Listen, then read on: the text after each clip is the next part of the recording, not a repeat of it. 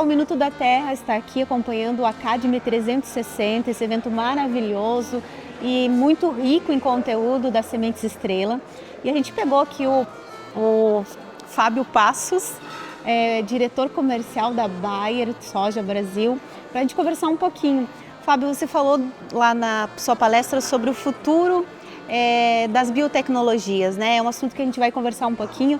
Mas antes de eu entrar nisso, me chamou a atenção uma fala que você trouxe, que ainda existe no campo uma fala de que do produtor ou do setor, que a semente a gente planta e vê no que dá. Eu vou usar um termo aqui que a gente precisa, um termo de coaching, né? Que a gente precisa mudar o mindset. E eu queria que você trouxesse isso para o pessoal.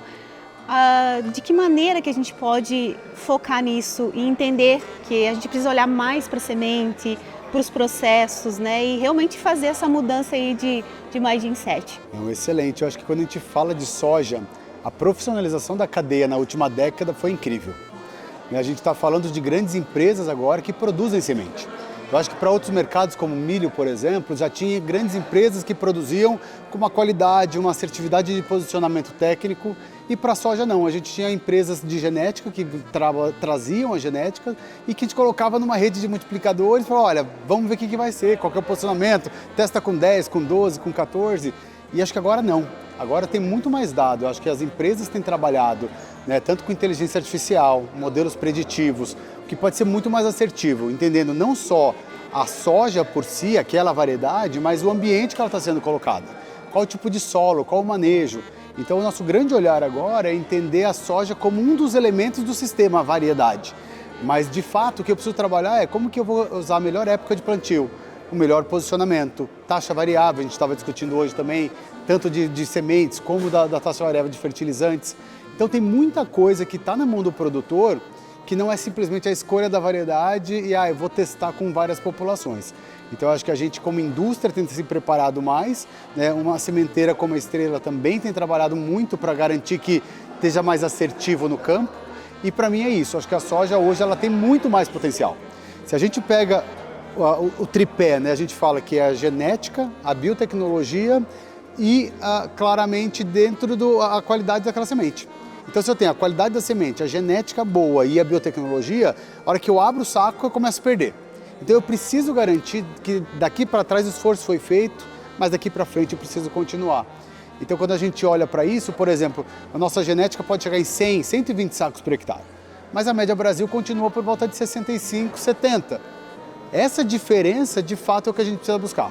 É o olhar diferente, é o planejamento da soja, olhando a característica do produto, mas também entendendo como que o manejo funciona, como que eu posso usar informação técnica e dados. Eu acho que a gente vive num mundo cheio de informação e dados e cabe a gente agora, como empresas e parceiros e o setor inteiro de distribuição, chegar com a informação mais acurada para o produtor e ele entender. A velocidade da inovação é muito grande. Antes eu tinha menos variedades, agora eu tenho muita variedade.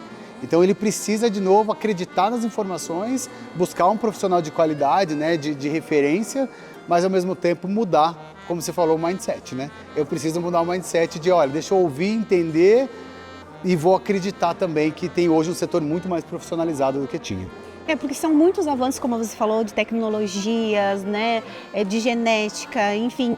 E eu acho que nunca a gente teve tanto poder na nossa mão, né? Tipo, tanto poder de informação, tanto poder de conhecimento. Mas de nada adianta se a gente não colocar isso na prática. E às vezes quando tu fala assim dos processos, tem que entender ali a profundidade, tem que entender todos os processos do manejo. Parece tão básico, mas na real é aquela coisa, a gente nunca faz o que precisa ser feito, né? Então precisamos atentar a isso, acho que o produtor deve atentar a isso, para que toda essa tecnologia, todo esse investimento, ele realmente retorne no objetivo principal que é a produtividade, né, Fábio? E hoje é o que você comentou, assim, a velocidade é tão grande das inovações que você tem, por exemplo, Intacta 2 Extend, que a gente tem 3 anos de tecnologia lançada, a gente já tem mais de 400 variedades. Você imagina, né, em RR a gente lançou ao longo de muitos anos 150. Então assim, a velocidade da inovação ela é muito grande, então para eu usar de fato, olha, mas onde é boa essa variedade? Qual que é o posicionamento? Qual que é a área? Eu preciso de novo estar mais preparado para entender. O que cabe ao produtor? Poxa, como que eu manejo melhor o meu sistema? Então, vou colocar planta de cobertura, é a soja, vou vir do milho no verão, rotação. Então, essa visão macro, o produtor precisa começar antes da soja. E aí, na soja é legal. Então, já que eu vou plantar soja nessa janela, o que cabe aqui? Quais são as opções? Quais as alternativas? Então, acho que... E aí sim, com certeza, o trabalho todo que a gente tem visto aqui, né, de preparar essa distribuição, preparar quem está atendendo o agricultor, a assistência técnica, ela é fundamental. Porque essa ponte entre o dado do laboratório, o dado da indústria e a chegada, isso aqui tem que ser muito mais curto, né, e com muito mais velocidade no mundo com muito mais dados, né? Porque acontece o seguinte, o produtor, ele acaba, provavelmente, você pode me dizer isso melhor, ele acaba se sentindo talvez inseguro de tantas opções. Então, onde é que ele vai buscar essa segurança? No profissional, que é o que o pessoal acaba fazendo aqui, treinando e capacitando cada vez mais, né? Perfeito, e é fundamental esse pessoal, né? Essa equipe toda de distribuição e de assistência, porque de fato é quem está no dia a dia.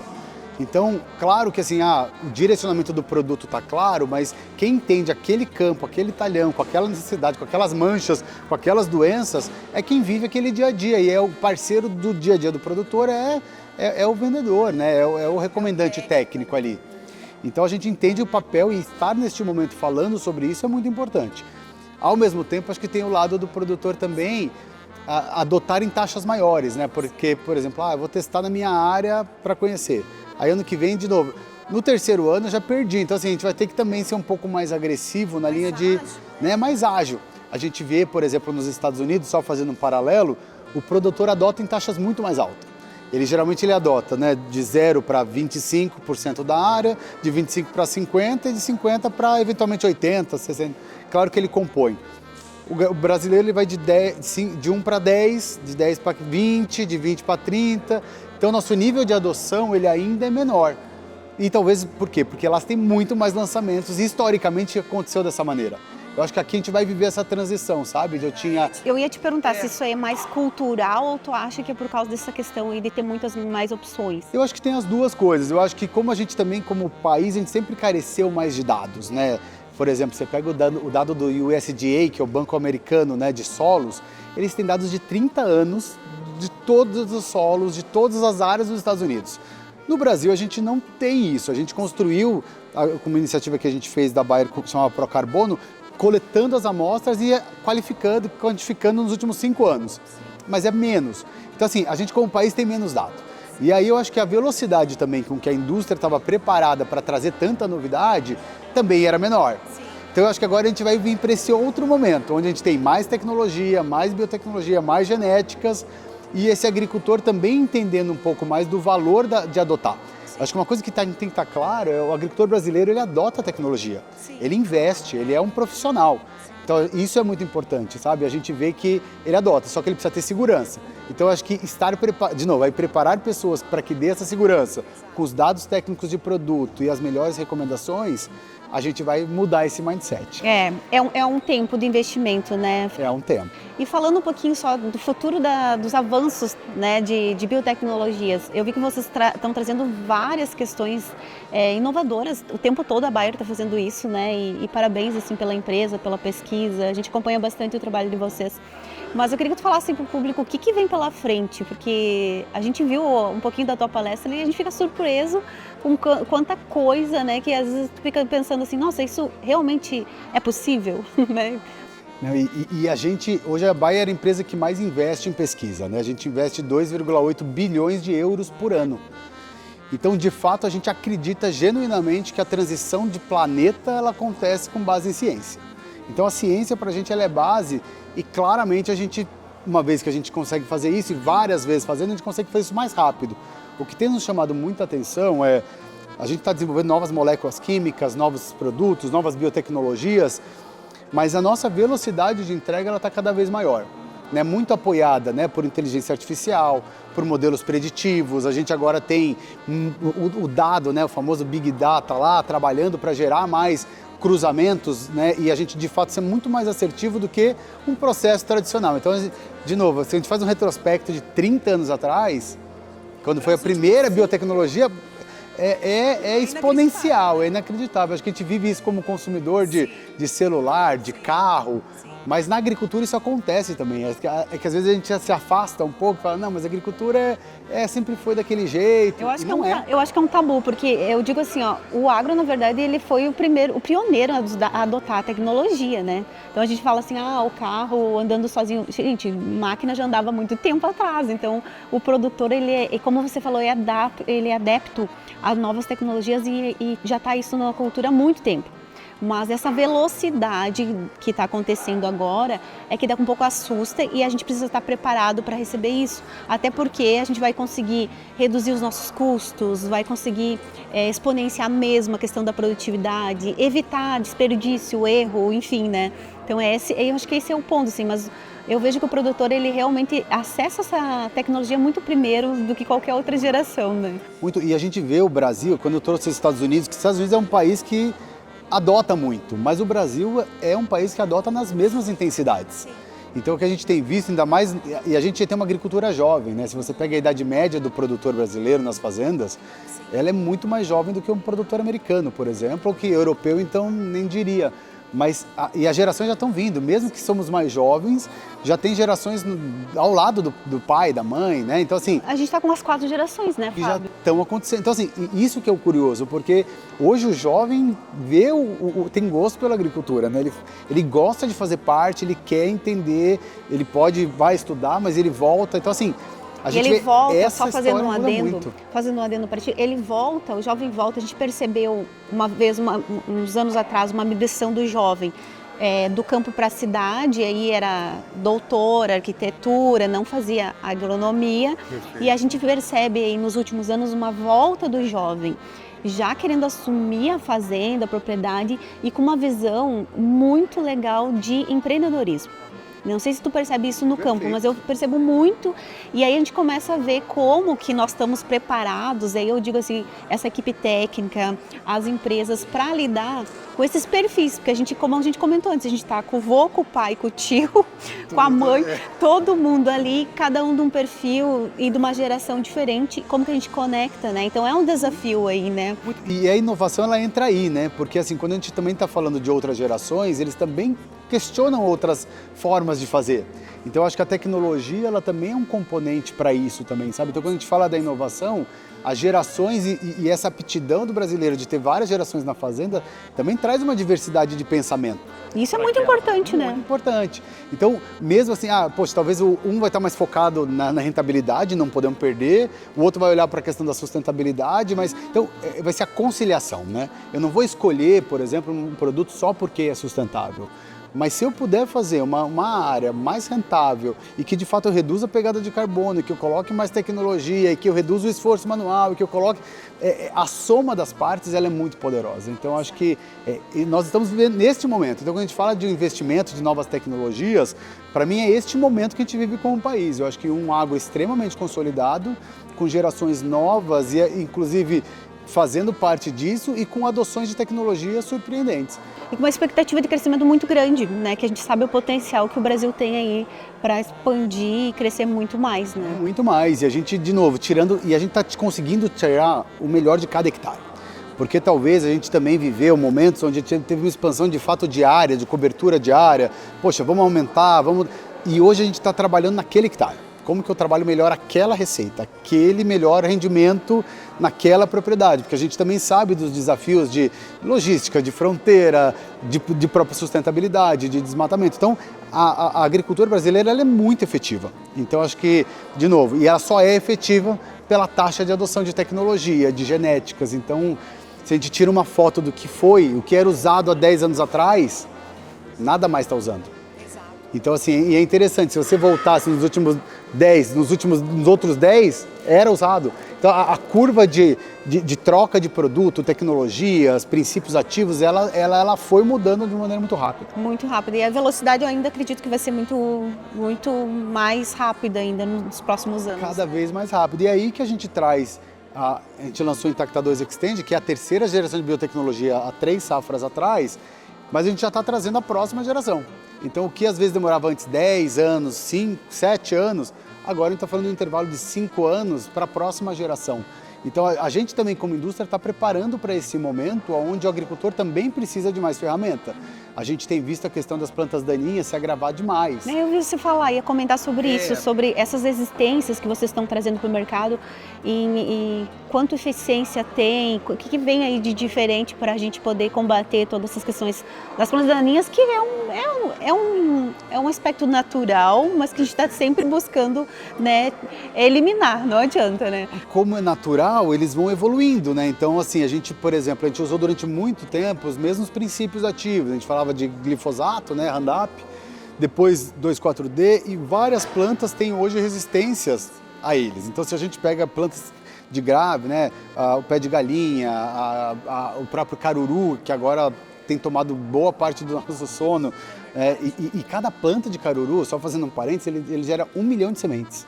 E você acha que essa incidência... Você imagina 1 milhão de sementes numa planta? É muito. A capacidade de proliferar ela é muito maior. E Fábio, você acha que essa incidência do cururu é justamente pela resistência ou outros aspectos, por exemplo, com relação ao clima, várias outras coisas que a gente sabe que influencia? De fato é sempre o todo, né? Mas a gente começa a ver que acontece, assim como a gente foi selecionando as boas plantas, as boas sojas para vender, as plantas daninhas também fizeram o trabalho dela de casa. Sozinhas, com o melhoramento.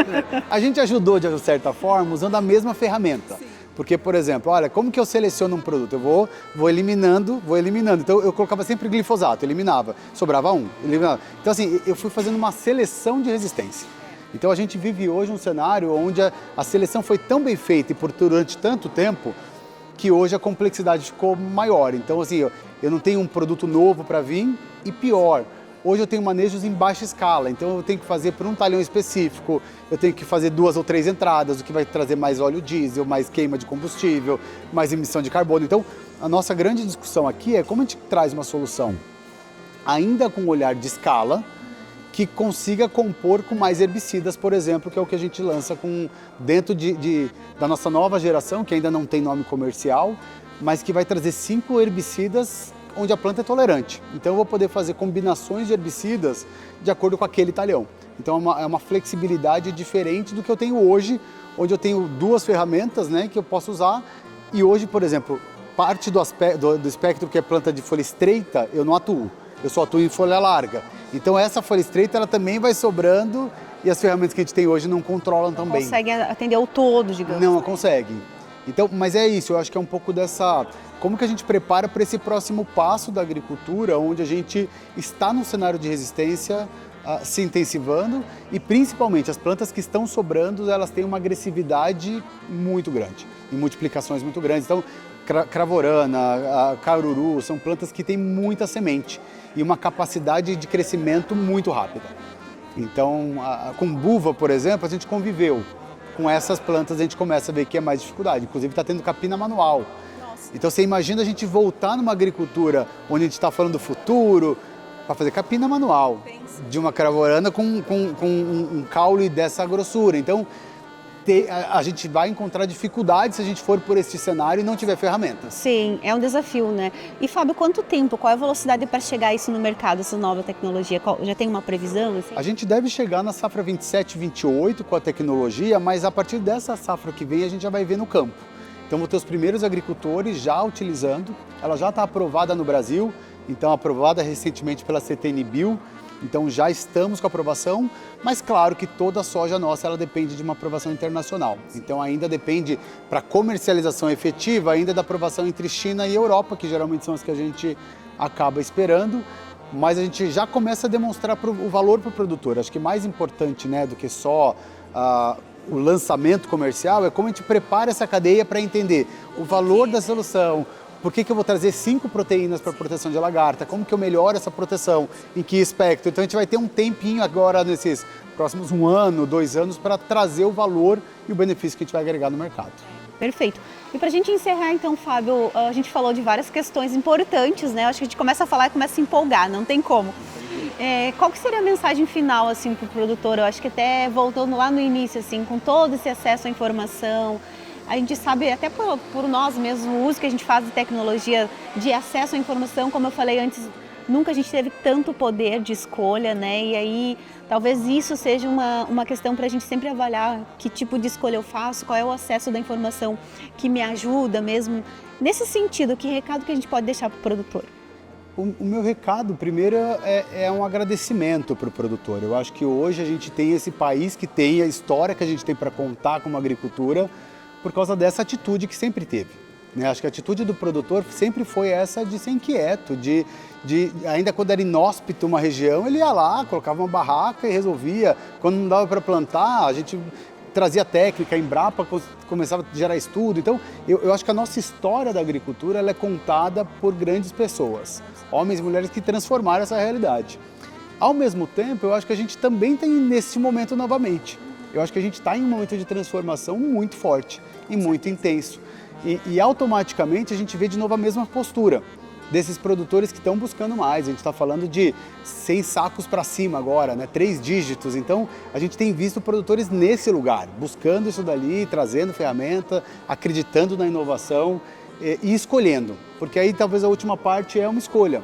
Né? Tecnologias vão ter bastante, as empresas têm esse papel de prover, mas é a escolha de cada produtor. Então, acho que a gente tem que respeitar e confiar de que o produtor, em vendo valor na nossa tecnologia, ele vai adotar. Então, acho que a minha grande mensagem é que não vai ter um futuro. O futuro já começou ontem, começou anteontem, né? O futuro é cada passo que a gente dá é o futuro. Então, essa transição entre o passado e o presente ela é mais fácil. O futuro é essa mistura entre coisas que eu tomei decisão uma safra, 2 safras atrás e já era o manejo que eu vou fazer, o que já começou no laboratório que eu não estou vendo, mas que vai chegar. Então, esse futuro que se mistura, para mim, é o mais interessante, é onde a gente constrói de novo as novas histórias. Então, não tenha dúvida que a gente vai ser mais um capítulo importante para a agricultura. Esse lançamento vai ser a 4ª geração de biotecnologia que a gente vai fazer e essa geração, com certeza, vai trazer mais benefícios, mas, de novo, é o futuro que já começou. Perfeito, Fábio. Muito obrigada, foi um bate-papo riquíssimo. E, pessoal, obrigada por vocês acompanharem. Quem não se inscreveu ainda no nosso canal, se inscreve e compartilha esse conteúdo aí para chegar em mais pessoas e mais produtores para ficar atento às novas tecnologias.